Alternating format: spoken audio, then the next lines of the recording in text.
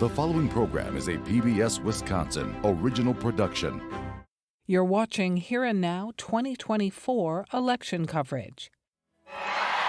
The campaigns are counting down the hours for Donald Trump and Kamala Harris as the neck-and-neck candidates flock to swing states in the remaining days before the election. I'm Frederica Freiberg. Tonight on Here and Now, a rundown of the candidates' 6 visits in the last 3 days, the last Marquette Law School poll before the election, the roller coaster of voter enthusiasm, and a special look at the many presidential campaign stops around Wisconsin. It's Here and Now for November 1. Funding for Here and Now is provided by the Focus Fund for Journalism and Friends of PBS Wisconsin.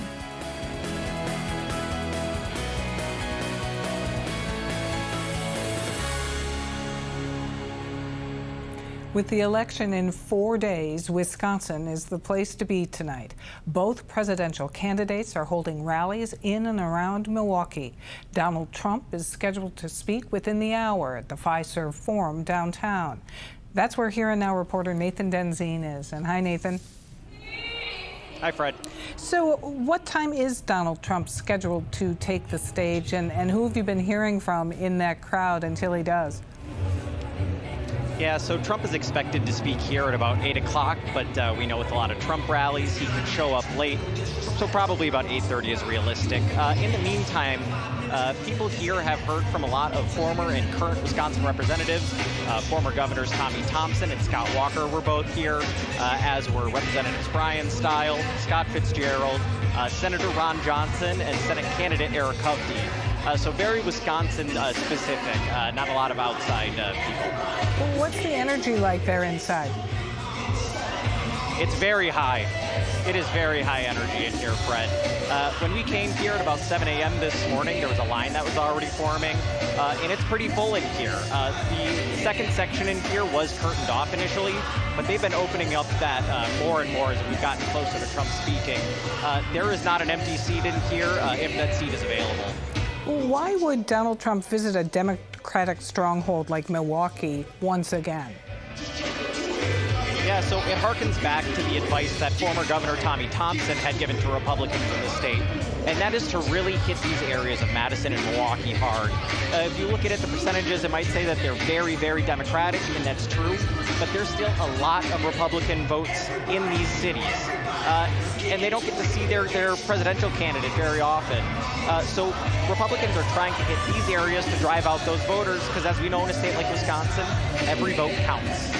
So this isn't the first trip to Wisconsin this week, as we have mentioned. Where else has Trump rallied? Yeah, so Trump was also in Green Bay on Wednesday, where he rallied with former legendary Green Bay quarterback Brett Favre, and he really urged his supporters to get out the vote. Here's what he had to say. With your vote this November, we are going to fire Kamala and we are going to save America. We will cut your taxes, end inflation, slash your prices, raise your wages, and bring thousands of factories back to America. And in fact, we're going to bring a lot of them right back to Wisconsin.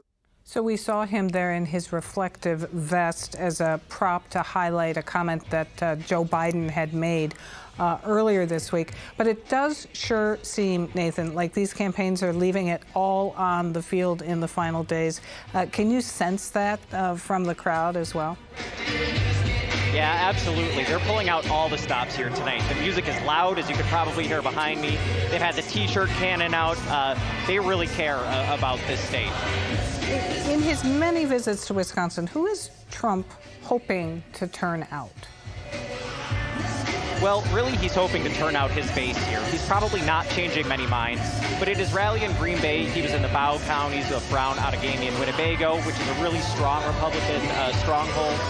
And here, the WOW counties of Washington, Ozaukee, and Waukesha are very close. And those have been trending a little bit blue in recent years, but it still can be counted on as, you know, a lot of Republican votes that could be coming to Trump. So he's trying to drive out his base in these last hours of the election here in Wisconsin. All right.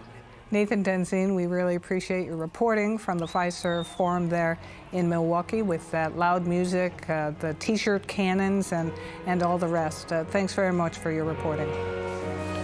Thanks, Fred. The U.S. Department of Justice will have election monitors in 4 counties on Election Day, including Milwaukee and Wausau.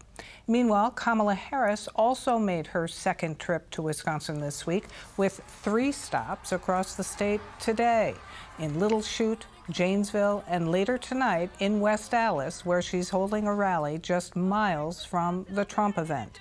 Midweek, Harris fired up young voters in Madison. Reporter Stephen Potter was there. All right, Madison, are we ready to do this? Even as they waited in line to hear from Kamala Harris at the Get Out the Vote rally, the mostly young crowd had their minds made up. One of the biggest issues for me is her plan for middle-class families and helping make housing more affordable, especially for people in my generation, Gen Z. Students, like UW-Madison senior Anne-Marie Goncalves, said they understand what's at stake in this election. We're the ones who these decisions are going to affect, and we're also going to have to deal with the ramifications and repercussions of the decisions that are made by our political candidates at the moment. So it's super important that we elect officials that we believe are going to be making the right choices for us. Many said that they've already cast their ballot for Harris. Rashawn Overton drove up from Illinois. I think people like me in this country, we often feel like we don't have the opportunity to be successful. So to hear Harris talk about building an opportunity economy, an economy in which we all get a chance just to do something and thrive and find fulfillment within our life, it sounds amazing to me. But older generations turned out to the event too. Healthcare is very important. The economy of this country is really important. Coming up with a plan for immigration is important, and she's got all those things in a policy right now. Inside the arena, the energy was stoked by the star power and a capacity crowd. Early voting is happening right now. So make your plan. Bring your friends and get out there and vote. The thousands of college students left with a homework assignment. And if you are one of those people who has already cast a ballot, you've just signed yourself up to bring 10 people to the polls between now and Election Day. Call and text 10 people in your life. That's all you have to do. Kamala Harris made a direct appeal to young voters on the issues of climate change, gun violence, and reproductive rights. You all are rightly impatient for change. These issues are not theoretical. This is not political for you. This is your lived experience. And I see you. And let us remember that your vote is your voice, and your voice is your power. Election Day will be the true test if Harris brought the energy, and if Wisconsin voters, as they say, understood the assignment. Reporting from Madison, for Here and Now, I'm Stephen Potter. As so often befalls Wisconsin, this election is a squeaker, virtually tied at the top of the ticket heading into November 5th. We turn to Charles Franklin, director of the Marquette Law School poll, out this week with his last poll before Election Day. And thanks for being here. Glad to be here. So let's take a look right away at your results. Democratic Vice President Kamala Harris is supported by 50% of likely voters, and Republican former President Donald Trump is supported by 49% in the head-to-head. How has this tightened since your last poll? It's tightened a little bit from a 4-point Harris lead in late September to this 1-point lead. But over the course of the year, we've done 7 polls. Not one of them has been outside the margin of error. This one is no exception to that. Are there any trends to point to that suggest a winner here? Yeah, not really, because they're pushing in different directions. On issues, Trump has a little bit of an advantage. 46% say he's better on the issue that's most important to them. 43% say the same of Harris. But on personal characteristics, Harris is seen as, by a considerable margin, having the right temperament to be president, being honest, and being intelligent. Trump has an advantage on having a record of past accomplishments. So on the balance, the personality side is leaning strongly to Harris, but on the issue side, it leans to Trump. And then the last thing is that Joe Biden remains unpopular, just a 42 or 43% job approval all this past year. And people think their financial situation is worse off than it was under Trump. In this latest poll, you surveyed 5% more Republicans than Democrats. Does that change the result or get weighted somehow? No, we've seen over the course of the year, we've seen Republican advantages of 3 to 5%, and it's been about 4% the last couple of polls. This final poll was a 4% in late September. It's a 5% now. This may reflect a genuine shift in partisanship because we've seen it all year. It was a little bit tighter a year ago in November of 2023, but throughout this year, we've seen this little bit larger than in the past Republican advantage. So we'll find out on Election Day if that squares with the vote. But it's not an aberration of a single poll. It's been a consistent pattern throughout the year. There's so many things to talk about here, but one of them is the 5% undecided. I can't believe there's anybody undecided. You'd think that, especially this late in the game. But when you look at who is undecided, it actually makes sense. Independents, pure independents who don't feel closer to either party, about 20% undecided. People who dislike both candidates, 35 to 40% undecided. And Republicans with an unfavorable view of Trump, that's 13% of Republicans, about 40% undecided. The crossover of Republicans voting for Harris is about 7%. So that's a little bit more than half of the Republicans with an unfavorable view of Trump. There's another number here. Third-party candidates combined take 9% in your poll. Now, it's not expected that that would stand during actual voting, but could that tip this race? Well, it certainly could, and it's the biggest surprise to me in the poll. We've been seeing third-party voting going down all year. It was 6% at the end of September. Now it's 9%. I think in part it still reflects some reluctance on the part of voters who are not thrilled with either choice. But I'd be surprised if it's that high. We were at 5.5% in 2016 and just 1.5% third-party vote in 2020. So I've been expecting that to be below 5.5. But this last poll showed a little uptick for Kennedy and a tiny uptick for the other third-party candidates. Let's get to the U.S. Senate race in Wisconsin. Your results show that Tammy Baldwin is at 51% to 49% for Eric Hovde. Now, this is inside the margin of error. This is quite a tightening since your last poll. It is. We were at Baldwin ahead by 6 or 7 in the last poll, so down to 2 now. Other polling has shown it a close race, and the campaigns have said they think their polling shows it close. So I think the 2% is probably reasonable given what's happened in other people's polls. And there has been some shifts in the perception of Hovde in particular. So what are her headwinds in this race? Well, what we've seen is we've asked people which candidate would work harder to solve national problems. Baldwin had been leading in this, but this time Hovde's 1 point ahead of her on that question. So it suggests some messaging has sunk in.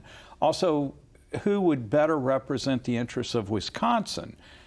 Baldwin had a 9-point lead earlier on that. It's down to about a 4-point lead now.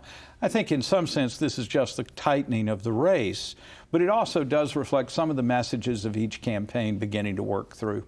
Still, people really want to vote.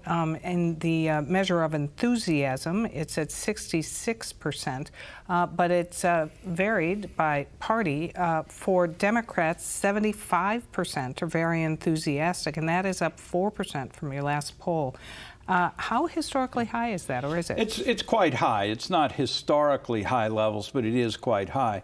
Earlier in the year, Republicans were 10 to 15 points more enthusiastic than Democrats. Then Biden dropped out, and Democrats caught up and then surpassed Republicans. Republican enthusiasm is still pretty high. It's just that Democrats have pushed a little bit past them. So Republican enthusiasm sits at 66%. One thing I really want to get to is to ask you, on election night, as the returns come in, what in Wisconsin will you be watching for? It's always the margin of the vote coming in Milwaukee and in Dane County. That's where Democrats run up their huge margins in those two counties. The WOW counties around Milwaukee, do those show a further decline in Republican strength? We expect the Republican to win, but maybe by less. And then I think the sleeper is what happens in the north and west of the state.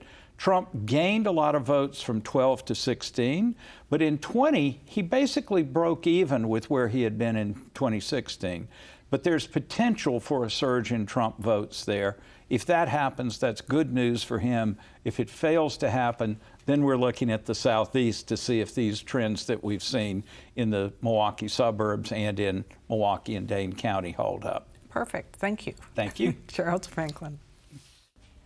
In most presidential elections, pundits talk about the October surprise, the last-minute news story that can change the trajectory of an election. But this year, the biggest shift took place in July, when President Joe Biden announced he was stepping aside, allowing for Kamala Harris to become the Democratic nominee. One significant way this changed things on the ground is in voter enthusiasm, and as we just discussed, the latest Marquette poll shows enthusiasm is higher among Democrats than Republicans. Here and Now senior political reporter Zach Schultz shows us how this has changed the race in Wisconsin. Okay, this is great. On a beautiful fall day, the office of the Ozaukee Democrats is bustling. I've never seen this many people wanting to volunteer ever. Deb Dassow is chair of the county party and is getting ready for a visit from Gwen Walls, wife of vice presidential nominee Tim Walls. Well, good afternoon, Ozaukee Democrats. Ozaukee County is the O in the famed WOW counties, the three conservative hotbeds that surround Milwaukee County and make up the base of the traditional Republican Party of Wisconsin. I picked up close to 400 signs last week. We've got 10 left. By the end of the day, another 1,000 Harris signs have been dropped off, waiting to be assembled and put up in yards, a visual reminder of the growing Democratic strength in suburban Wisconsin. Only 998 to go. It wasn't too long ago that a visit from someone like Walls and supporters buying yard signs in Ozaukee County was unthinkable. 4 months ago, this was unthinkable. We had a debate party here that night, and when President Biden walked out, it was like, oh boy. At the end of June, President Joe Biden debated Donald Trump. The mood here was very solemn. And we actually had people say, I'm going to vote for him, but I'm not going to do doors, I'm not going to volunteer. A few weeks later, the Republican National Convention came to Milwaukee, and polling showed Trump with a lead in Wisconsin and Republicans with a huge advantage in voter enthusiasm. The enthusiasm gap for Donald Trump versus Joe Biden is 22 points. 22 points. By the end of the week, Brian Schimming, the chairman of the Republican Party of Wisconsin, was warning delegates not to be overconfident about a Trump win. It's not just rhetoric. It affects the way we run our parties, the way we volunteer, the way we run door-to-door programs. It affects everything. So we got to go for the win. That Sunday, Joe Biden suspended his campaign and dropped out of the race. So I've decided the best way forward is to pass the torch to a new generation. Kamala Harris quickly gathered enough support to become the nominee, and Democratic candidates across the state felt the mood change at the doors overnight. I did feel like I was kind of running a roving therapy session for Relieved Democrats at the doors occasionally, because everyone who was a partisan wanted to talk to you about that and how they felt about it. There's definitely been a shift in enthusiasm. Christy Welch is running for assembly and also serves as chair of the Brown County Democrats. She says voter enthusiasm is more than just being excited to vote. With Kamala at the top of the ticket, we definitely saw a major increase in people, filling out our volunteer form on our website, calling into the office, stopping by. By the time Harris accepted the nomination at the Democratic National Convention, she had taken the lead in the polls and closed the enthusiasm gap. Yeah, so there's certainly been a shift in enthusiasm. I actually just ran into some folks that I saw about 2 months ago, and our faces look a little bit different. And look, with all due respect to the president, there's certainly just a shift in energy. By September, the debate tables were turned. In terms of workers' rights, Democrats at a Green Bay watch party hooted and cheered as Harris delivered a strong performance. We need two things. We need walls. While Republicans across town were upset that some of Trump's statements were being fact-checked by moderators. The vote. Is that what you believe he's trying to do here? No. The next week, Harris was in Madison,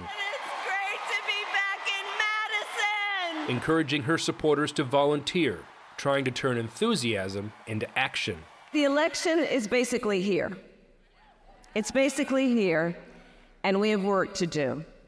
To energize, to organize, and to mobilize, and to remind everyone, your vote is your voice. Republicans are asking the same thing of their supporters. Remember, early mail-in voting is underway, so vote, vote, vote. You gotta get going. Brian Schimming says Republicans haven't lost on enthusiasm. It's great statewide for us. It's just no longer a blowout. It's very, very high out there. It has not ebbed at all since the convention. It's really, really good. The Democrats have to make up for lost time. So what appears to be a jump in the enthusiasm gap on their end is more getting rid of Joe Biden. On Election Day, an enthusiastic vote counts just the same as a reluctant vote. But the campaigns hope an enthusiastic voter will bring non-voters to the polls. I want you to try to be a force multiplier over these next 16 days, because I don't just want you to take yourself to the polls. I want every single person in this room to get 9 of their friends and family to the polls with them. And all of this energy and all of these rallies and all of the door knocks and all of the phone calls and all of the money have to translate into something so wonderful and so simple. That little I voted sticker on more Wisconsin folks than ever before. Reporting from Madison, I'm Zach Schultz for Here and Now. The saying is, a picture is worth 1,000 words. Both candidates have been campaigning across Wisconsin seemingly nonstop since the party conventions.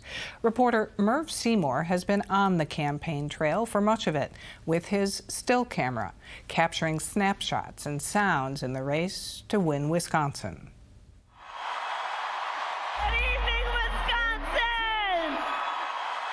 We're going to defeat Kamala Harris. And it's great to be back in Madison.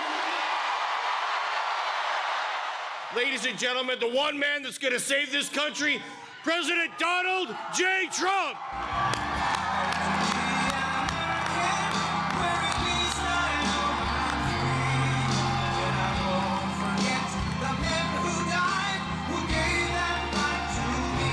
Hello, Wisconsin. It's great to be back in this beautiful state with thousands of hardworking, great American patriots. We appreciate it, too. Outside, we have thousands and thousands of people. Would anybody love to give up their seat? Are you ready to organize? Are you ready to work? Are you ready to fight? And are you ready to win? Are we going to make Kamala Harris and Tim Walz our next president and vice president?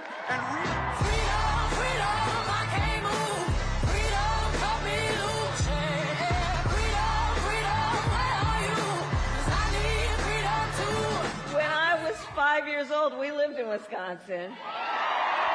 Now every time I land, Governor Evers will meet me and he'll say, "Welcome home."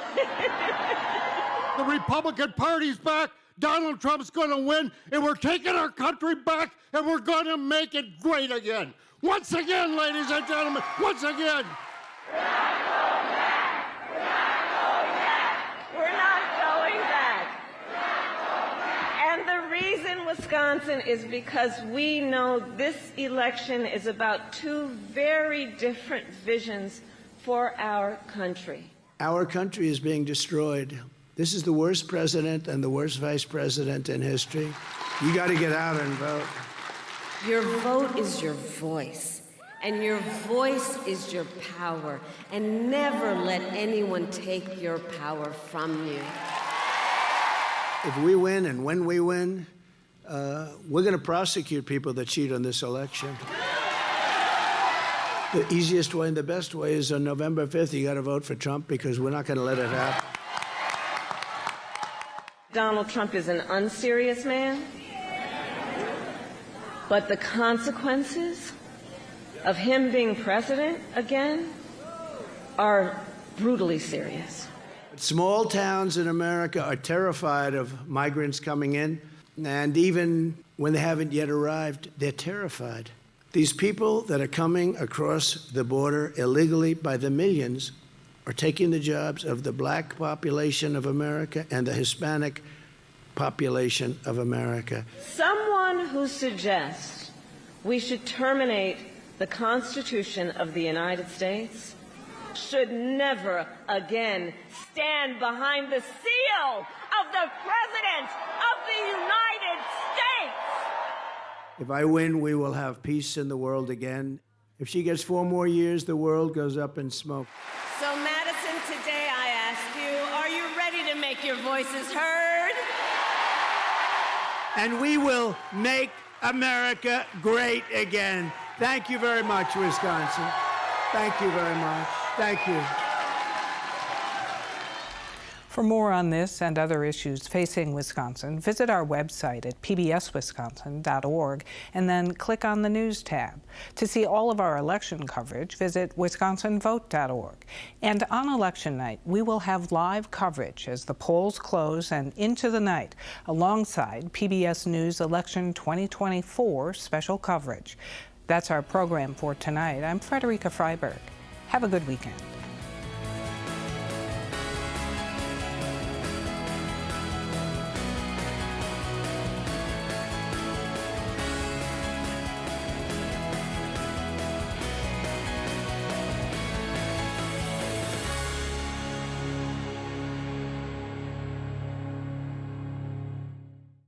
Funding for Here and Now is provided by the Focus Fund for Journalism and Friends of PBS Wisconsin.